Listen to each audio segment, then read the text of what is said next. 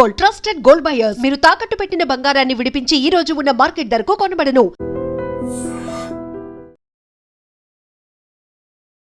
Hello viewers, welcome to iDream Media. అగ్గిపిల్ల, సబ్బుపిల్ల, కుక్కపిల్ల ఇలా కవితకి కాదేదో అనర్హం అన్నారు ఒక కవి. కానీ ప్రజెంట్ ఇప్పుడు చూసుకున్నట్టయితే దొంగతనం చేసేవారు కేవలం డబ్బు, నగలు మాత్రమే కాదు, వారికి ఏ చిన్న వస్తువు కనిపించేసినా దొంగతనం చేయాలని ఆలోచన అయితే వచ్చేస్తుందనే చెప్పుకోవచ్చు. రీసెంట్ గా విశాఖపట్నంలో జరిగినటువంటి హెల్మెట్ల దొంగతనం. అసలు హెల్మెట్ దొంగతనం ఏంటి అని సాధారణ విషయం అని మీకు అనిపించవచ్చు, కానీ హెల్మెట్ వల్ల ఎంత ఇంపార్టెన్స్ ఉందో పోలీసులు ప్రతి రోజు కూడా అవగాహన కార్యక్రమాలు నిర్వహిస్తున్నారు. ఎందుకంటే హెల్మెట్ లేకపోవడం వల్ల జరిగిన రోడ్డు ప్రమాదాల కారణంగా ఆ వ్యక్తి కోల్పోతే కుటుంబంలో ఎలాంటి విషాదం మిగులుతుందో కూడా ప్రతి ఇంట్లో కూడా మనం చాలా విషయాల్లో కూడా చూసాం. సో అటువంటి హెల్మెట్లను దొంగతనం చేయాలని ఒక వ్యక్తి అయితే మాత్రం ఒక ప్లాన్ చేసుకొని వచ్చాడు. సో దాని గురించి అయితే డీటెయిల్స్ చెప్పేందుకు మన ముందు ఎవరైతే హెల్మెట్ ని పోగొట్టుకున్నారో రవి అనే యువకుడు మనతో మాట్లాడేందుకు సిద్ధంగా ఉన్నారు. ఒకసారి మాట్లాడదాం. రవి, ఏంటి అంటే హెల్మెట్ పోయింది అని శంకరభద్ర బాబ్జీ గారు, సిపి గారు కంప్లైంట్ చేస్తావు. సో హెల్మెట్ అంటే కొంతమంది ఏమంటారంటే హెల్మెట్ పోతే ఏంటి భయ్యా, మళ్ళీ ఎంత భయ్యా, 500 ఇచ్చి కొనేసుకుంటే అయిపోతుంది కదా అని. అసలు ఎందుకు కంప్లైంట్ ఇవ్వాలనిపించింది? అసలు హెల్మెట్ పోయిన రోజు అసలు ఏం జరిగింది? యాక్చువల్లీ ఇన్సిడెంట్ February 7th అయితే జరిగిందండి. యాక్చువల్లీ నేను కూడా వైజాగ్ లో ఒక ఇన్ఫ్లుయెన్సర్స్ నియర్లీ నాకు ఒక 6 lakh ఫాలోవర్స్ అయితే ఉన్నారు. సో నాకైతే మనకి February 7th and 8th సీతారాముల వారిది శోభయాత్ర జరిగింది అనమాట. కళ్యాణం అండ్ శోభయాత్ర. సో 7th అయితే శోభయాత్ర జరిగింది. సో ఆ ఈవెంట్ కి నాకు ఇన్విటేషన్ వచ్చింది అనమాట, కవర్ చేయమని చెప్పి. సో నేను 4 ఆ టైంకి వెళ్ళాను. వెళ్ళిన తర్వాత సో అప్పుడే స్వామివారిని దించుతున్నారు, ఉత్సవ విగ్రహాలను తీసి వెహికల్ మీద పెడుతున్నారు అనమాట. సో ఇంకా హరిలో నేను హెల్మెట్ నా వెహికల్ కి పెట్టేసి నేను కవర్ చేయడానికి వెళ్ళాను. వితిన్ 15 minutes లో వచ్చేసరికి హెల్మెట్ లేదు. అయితే నేను చుట్టుపక్కల అక్కడ ఉన్న చిన్న షాప్ వాళ్ళని వీళ్ళందరినీ అడిగాను, బట్ తెలియదు అని చెప్పారనమాట. అయితే నేను అక్కడ అబ్జర్వ్ చేస్తే నా బ్యాక్ సైడే అక్కడ కాళీమాత టెంపుల్ పక్కనే క్రాఫ్ట్ బజార్ అని ఉంటది, అక్కడ సీసీ కెమెరా నా వెహికల్ కే ఫోకస్ చేస్తుంది అనమాట. సో నేను ఇమ్మీడియట్ గా అప్పుడు చెక్ చేయడానికి వెళ్తే ఆపరేటర్ అనేవారు లేరు. 6 o'clock వస్తారు అని అంటే నేను ఈ లోపు నాకు ఇంకో ఈవెంట్ ఉంది. ఉంటే నేను ఆ ఈవెంట్ కవర్ చేసుకొని లైక్ అరౌండ్ 9 ఆ టైంకి నేను మళ్ళీ ఇక్కడికి వచ్చాను అనమాట, సీసీటీవీ ఫుటేజ్ చెక్ చేయడానికి. సో అప్పుడు చెక్ చేస్తే లైక్ నా మైండ్లో ఏముందంటే ఎవరైనా చిన్నపిల్లలో లేకపోతే ఆకతాయిలు తీసుకుంటారేమో నేను అనుకున్నాను. బట్ సీసీటీవీ ఫుటేజ్ చూసిన తర్వాత లైక్ శోభయాత్రకి ఎవరైతే వచ్చారో ఆ పర్సన్ తీశారు. And he looks like very well educated. And తను కూడా ఆ ఈవెంట్ కి తన వైఫ్ తో వచ్చినట్టున్నారు. సో నాకు లైక్ ఇలా ఎడ్యుకేటెడ్ పర్సనే అలా దొంగతనం చేయడం నాకు పర్సనల్ గా నచ్చలేదు అనమాట. సో అక్కడ మెయిన్ థింగ్ నా హెల్మెట్ పోయిందనే కాదు, లైక్ ఆ పర్సన్ యొక్క మైండ్ సెట్ నాకు నచ్చలేదు. ఇలాగా వేరే వాళ్ళ హెల్మెట్ తీసుకెళ్ళిపోవడం అనేది అంతవరకు కరెక్ట్, తప్పు కదా. సో నాకు ఆల్రెడీ సీసీటీవీ ఫుటేజ్ ఉంది కదా, ఆల్రెడీ మనకి బీచ్ రోడ్ లో ఇవి ఉంటాయి సీసీ క్యామ్స్.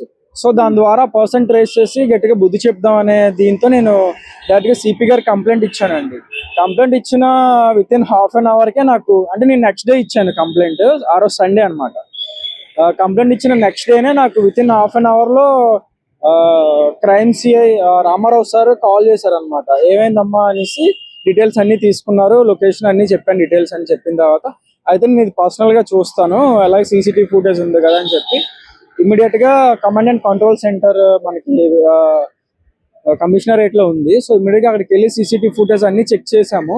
లైక్ ఆ పర్సన్ వెళ్ళే వే అంతా ట్రేస్ అవుతుంది, కానీ వెహికల్ నెంబర్ బ్లర్ వస్తుంది అనమాట. రవి, అంటే ఆ రోజు శోభాయాత్రకి చాలా మంది అటెండ్ అయ్యి ఉంటారు, నువ్వు గమనించాను అంటున్నావు. కేవలం నీ హెల్మెట్ మాత్రమేనా, లేదంటే ఇంకెవరైనా నీలా ప్రాబ్లం ఫేస్ చేస్తారా? సో అదైతే నాకు తెలియదండి. నేను అక్కడ ఉన్నది హార్డ్లీ ఉన్నది 20 minutes ఉన్నాను. సో అంటే 15-20 minutes ఉన్నాను. దాని తర్వాత నాకు వేరే ఈవెంట్ ఉంది అనమాట, అది కవర్ చేసుకోవడానికి వెళ్ళిపోయాను. సో నాకు హెల్మెట్ పోయిన తర్వాత అంటే మనం చాలా ఎమోషనల్ గా ఫీల్ అవుతుంటాం. ఎందుకంటే ఒక చిన్న వస్తువుని మనతో పాటు రోజు వెంట వస్తూ ఉండే అది కాకుండా హెల్మెట్ యొక్క ఇంపార్టెన్స్ ఏంటో మనకి బాగా తెలుసు. అది ఇన్ఫ్లుయెన్సర్ గా నువ్వు కూడా చాలా అవేర్నెస్ క్రియేట్ చేయడానికి వీడియోస్ చేస్తుంటున్నావు. ఎందుకంటే హెల్మెట్ లేని కారణంగా రోడ్డు ప్రమాదాలు జరిగితే హెడ్ ఇంజూరీస్ అయ్యి. సో అక్కడ నుండి మరి మీది కందుర్తి కదా, మరి హెల్మెట్ లేదు కదా, హెల్మెట్ పోయింది, అసలు ఎలా వెళ్ళగలిగావు? అంటే మధ్యలో ఒకవేళ ఏదైనా ప్రాబ్లం అయినా నా మెయిన్ ప్రాబ్లం కూడా అదండి. నేను డైలీ హార్డ్లీ 25 కిలోమీటర్స్ ట్రావెల్ చేయాలండి ఒకవైపు. సో నేను డైలీ ఇంటి నుంచి నేను బయటకు వచ్చానంటే హెల్మెట్ క్యారీ చేస్తాను అనమాట. సో ఆ రోజు అయితే కొంచెం ప్రాబ్లమేటిక్ గానే అనిపించింది, ఎందుకంటే నైట్ టైం ట్రావెల్ చేస్తా కాబట్టి లారీలు, బస్సులు, పెద్ద పెద్ద బస్సెస్ అన్ని వెళ్తూ ఉంటాయి. లైక్ సో నాకు కొంచెం ప్రాబ్లమేటిక్ గా అనిపించింది. అండ్ నాకు అది మైండ్ లో కూడా ఉందండి, ఒకవేళ యాక్సిడెంట్ ఏమైనా జరిగితే మనకి హెల్మెట్ లేదు, లైక్ ఈవెన్ బండి స్కిడ్ అయినా సరే ఏ డివైడర్ కు దానికి తగిలేసి లైక్ మన సేఫ్టీలో మనం ఉన్నా సరే మన హెల్మెట్ వేరే వాళ్ళు తీసుకోవడం వల్ల నేను ఒక ప్రాబ్లం లో పడిపోతాను. అలా వెళ్ళిపోవడం వల్ల నా ఫ్యామిలీకి కూడా కొంచెం ఇబ్బందికరంగా ఉంటది కదండి. అంటే హెల్మెట్ మనం రక్షించుకోవడానికి లాక్ సిస్టమ్ కూడా ఉంటుంది. ఇందులో ఒక రెండు కోణాలు చూడొచ్చు. అంటే అది లాక్ చేసుకోలేకపోవడం వల్ల నువ్వు ప్రాబ్లం ఫేస్ చేసావు అనుకోవచ్చా?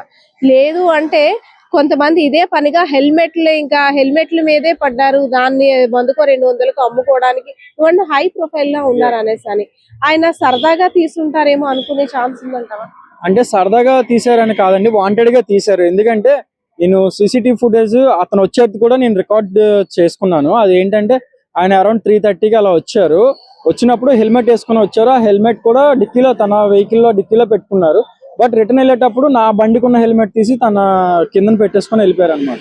అండ్ ఇక్కడ ఇంకో థింగ్ ఏంటంటే నేను కంప్లైంట్ ఇవ్వడానికి రీజన్ నా హెల్మెట్ పోయిందనే కాదు, లైక్ యాజ్ ఇన్ఫ్లుయెన్సర్ గా నేను నా సీసీటీవీ ఫుటేజ్ నేను కొంతమంది బ్లాగర్స్ కి షేర్ చేశాను అనమాట. వాళ్ళ పేజెస్ లో పెట్టగానే లిటరల్లీ విత్ ఇన్ 8 hours లో 1 lakh వ్యూస్ వచ్చినాయి.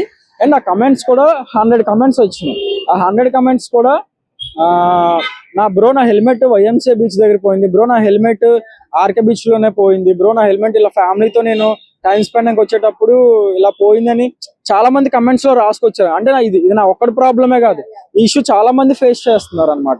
సో చాలా మంది హెల్మెటే కదా 2-3 వేలు కొనేసుకోవచ్చు అనే మైండ్ సెట్ లో ఉంటారు. ఓకే, నాకు అది అంత బర్డెన్ ఏం కాదు, 2-3 thousand నేను కొనేసుకుంటాను. బట్ ఆ షార్ట్ గ్యాప్ లో నాకు ఏమైనా జరిగితే హూ ఇస్ రెస్పాన్సిబుల్, ఎవరు తీసుకుంటారు? అంటే హెల్మెట్ గురించి ఎంత ఇంపార్టెన్స్ నీకు తెలుసు. ఎప్పుడైనా ఏదైనా గతంలో పాస్ట్ లో హెల్మెట్ ఉంది కాబట్టి నేను సేఫ్ గా ఉన్నాను అనిపించిన ఇన్సిడెంట్ నీ లైఫ్ లో జరిగిందా? చాలా సార్లు అనిపించిందండి. ఎందుకంటే లైక్ ట్రాఫిక్ ఎక్కువ ఉంటది మార్నింగ్ టైంలో. నేను వచ్చేటప్పుడు కాలేజ్ కానీ స్కూల్ కానీ వెహికల్స్ వెళ్ళేటప్పుడు చాలా ట్రాఫిక్ ఎక్కువ ఉంటది. ఆ టైంలో మేబీ ఒకళ్ళు మన మీదకి వచ్చేయడం ఇలా అయ్యేటప్పుడు బండి స్కిడ్ అవుతుంది. సో అలాంటి టైంలో నాకు చాలా హెల్ప్ అయిందండి హెల్మెట్ పెట్టుకోవడం. ఓవరాల్ గా అంటే హెల్మెట్ ధరించే వారికి దాన్ని జాగ్రత్తగా కాపాడుకోవడానికి, అలాగే హెల్మెట్ దొంగిలించే వారికి నీ వైపు నుండి ఏం సజెషన్? సో యాక్చువల్లీ కొన్నిసార్లు మనం తెలుసు కంగారులోనో అలా హెల్మెట్ మన వెహికల్ కే పెట్టేసి వెళ్తాం అనమాట. అంటే మన అజాగ్రత్త అని చెప్పుకోలేము, లైక్ కొన్ని సిచ్యువేషన్ లో మనం ఇమీడియట్ గా వెళ్లాల్సి వస్తుంది అనమాట.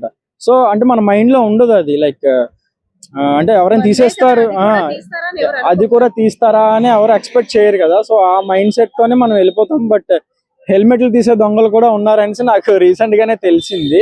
అండ్ అది కూడా నేను ఒక్కనే బాధ్యుని కాదు, లైక్ వేలల్లోనే ఉండే ఉంటారు నాకు తెలిసి. బీచ్ రోడ్ లో పెట్టేస్తాం కదా, సరదాగా ఫ్యామిలీతో స్పెండ్ చేయడానికి వస్తారు. వెహికల్ కూడా అంటే హెల్మెట్ ఇలా మనం బయటికి పని మీద వెళ్ళేటప్పుడు క్యారీ చేయడం కూడా ఇబ్బంది. సో అందుకు వెహికల్ పెట్టేస్తాం. Yeah obviously.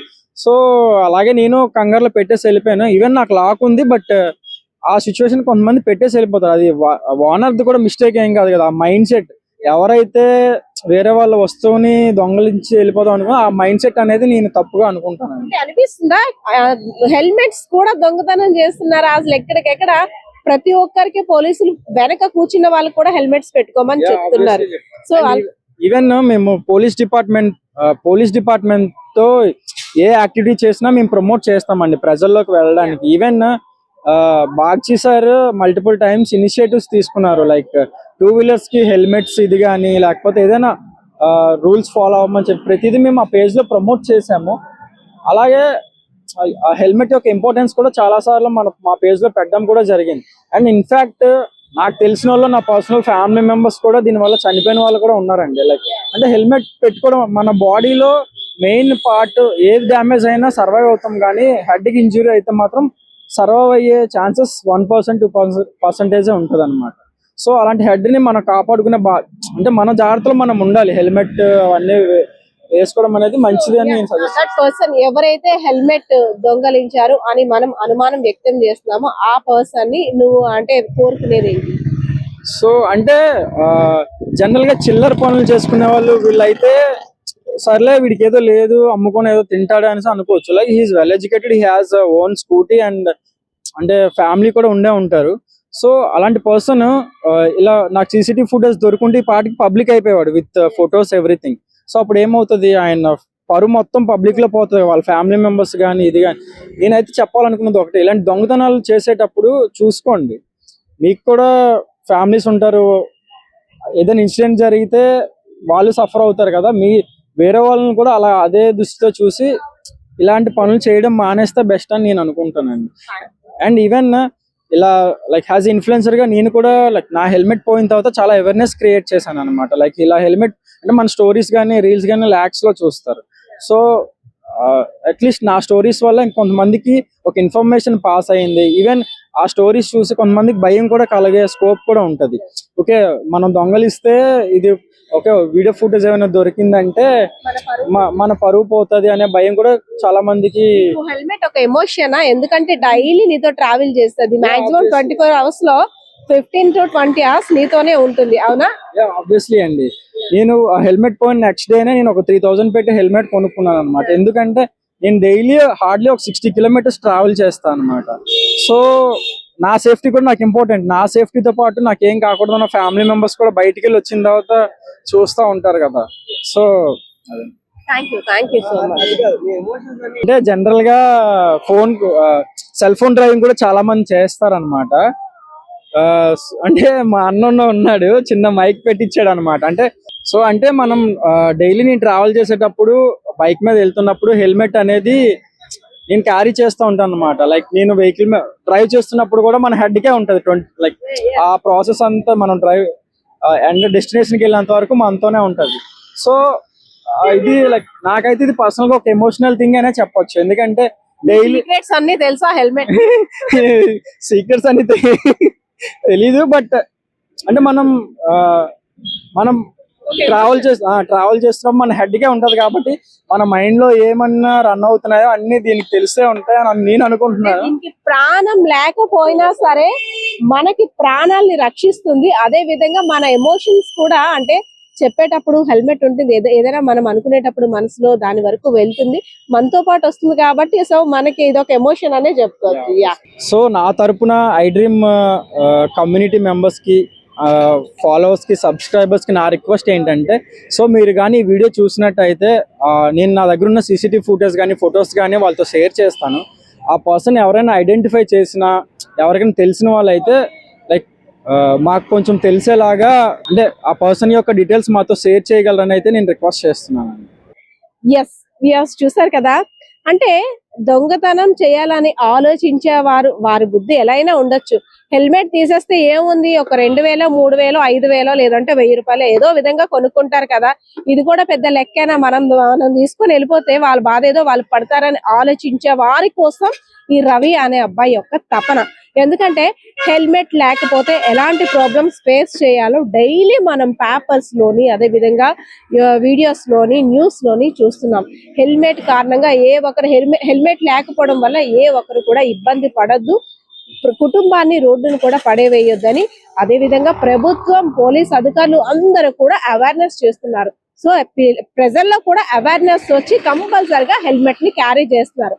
అలాంటిది హెల్మెట్ బయటకు వెళ్ళేటప్పుడు కాస్త చేత్తో ఇబ్బందిగా ఉంటుందని వాళ్ళ బండికి పెట్టుకున్న హెల్మెట్ ను కూడా దోచేస్తున్నారంటే అసలు ఇంకేమనుకోవాలో అర్థం కావట్లేదు. సో ఎవరైతే రవి యొక్క హెల్మెట్ తీసారో ప్లీజ్ అంకుల్ తను ఎంత దయించి ఇంకెవరికి ఇలా చేయొద్దు అన్నాడు. అబ్బాయి కూడా నా హెల్మెట్ నాకు ఇవ్వండి అని అడగలేదు, ఇంకొకరికి నాలాంటి ప్రాబ్లం క్రియేట్ చేయొద్దు అని రిక్వెస్ట్ చేస్తున్నాడు. సో చాలా మంది అలర్ట్ గా ఉండండి, హెల్మెట్ దొంగలు కూడా ఎక్కువైపోయారు. నిజంగా మనలో కూడా అవేర్నెస్ ఉండాలేమో. కెమెరా పర్సన్ బాలకృష్ణతో Padma, iDream Media, Visakhapatnam.